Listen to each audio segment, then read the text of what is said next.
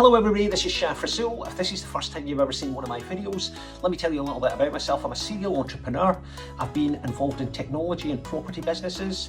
I'm basically the resident entrepreneur at the University of Strathclyde. I'm a former Dragon of BBC Dragon's Den Online and a columnist for a national newspaper.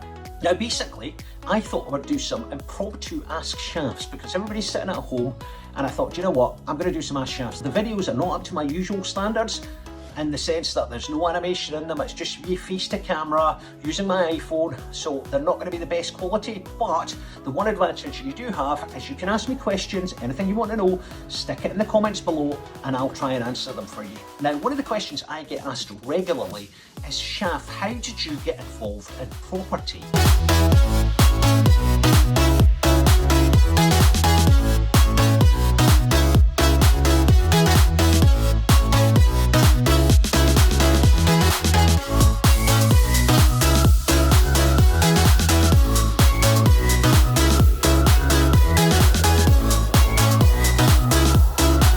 Now this is quite a long story, but basically when I left university my parents wanted me to be a lawyer. So I went to work for a legal firm and I absolutely hated it. I was there for an hour and a half and I just thought, you know what, I'm not doing this. So I left. I literally walked out after an hour and a half and that was it. My plan was to go and do a postgraduate, but unfortunately the postgraduates had started, so I had nothing to do for a year.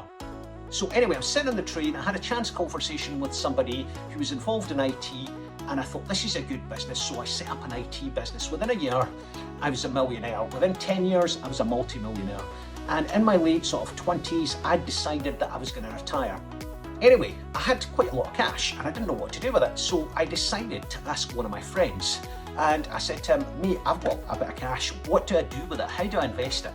And he was a chartered surveyor, and he was actually at the top of his game of being a chartered surveyor. And this is something you'll notice from my videos in the future, that I rely on the best professionals to advise me, either by having a cup of coffee with them or engaging their firms. I'm going to pause the video here and give you the benefit of some of my experience. Always surround yourself with the best advisors. I'm talking about professionals, not some guy who's been on a Furu's training course. A professional is a chartered surveyor or a specialist property solicitor.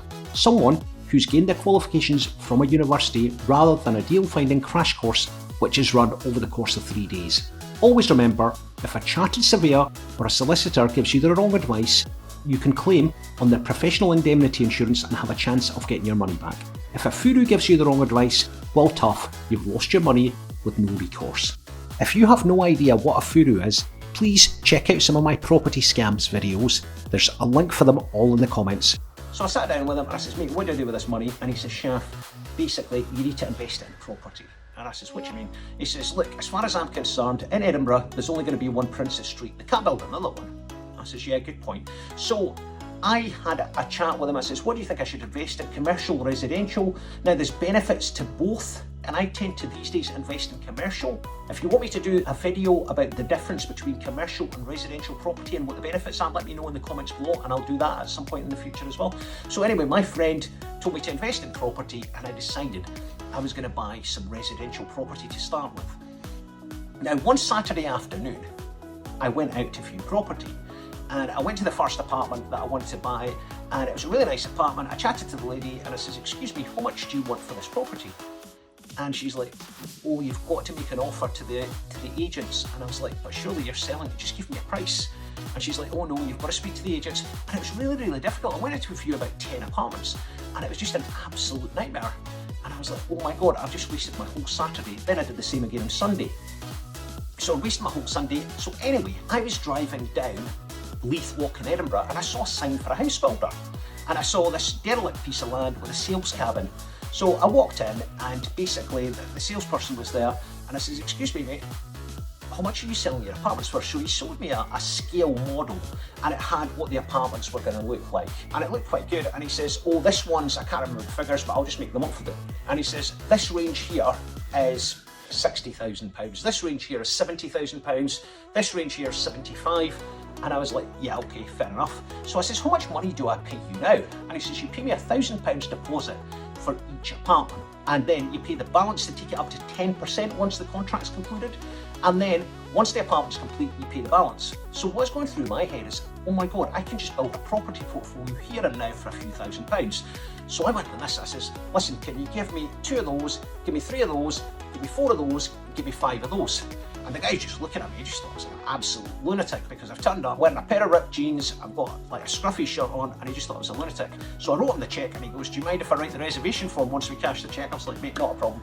So anyway, went in, collected the reservation form later, and that was it. So I'd forgotten all about the apartments because by this time I set up another business called eNet.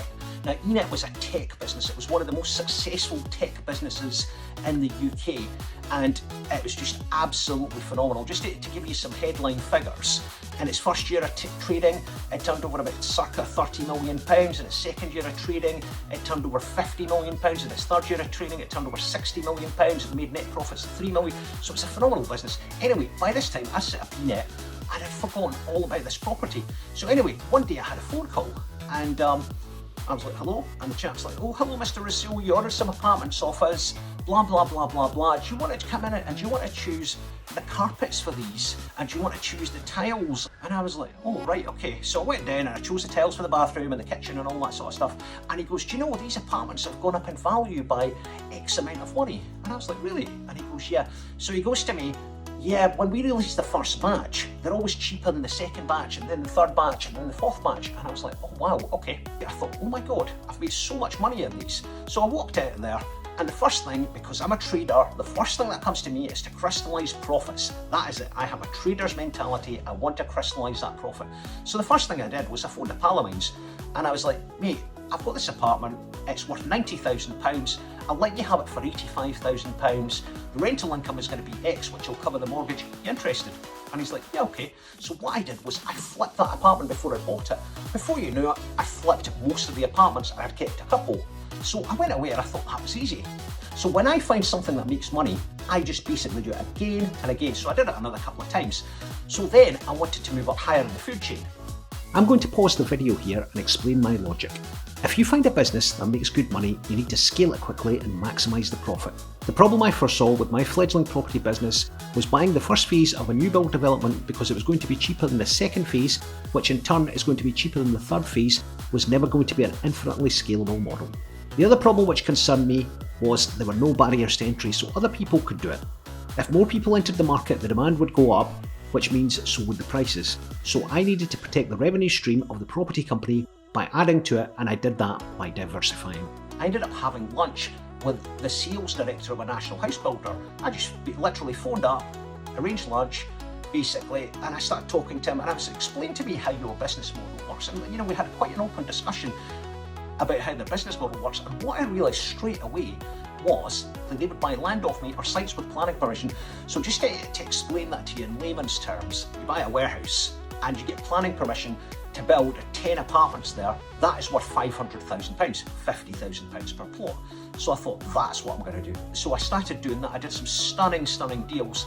There's one which is going to come up on your screen right now. That's it there. The Sun newspaper quoted me as saying, I bought a property at 9 AM for £3.3 million and sold it by 11 AM for £5.5 million. That was a £2 million profit before lunchtime. So there you go. What do you think of that for a deal? So I did some stunning deals, and I was running my property company, which was essentially at the start just self-funding itself, just from doing deals. Now, a lot of the things that I've just talked about here, you can't do that today, okay? You cannot basically go and buy and flip new build houses the way that I did it. Yeah, buying land, okay, or basically taking options on sites, you can still do that. But look, that's how I got started in property. If you guys have any questions or any videos you want me to make in the future, stick it in the comments below and I will produce a video. Thank you very much, and do please remember to subscribe, okay? Hit the subscribe button, hit the notification bell, you'll be told every time that I upload a new video. Thank you.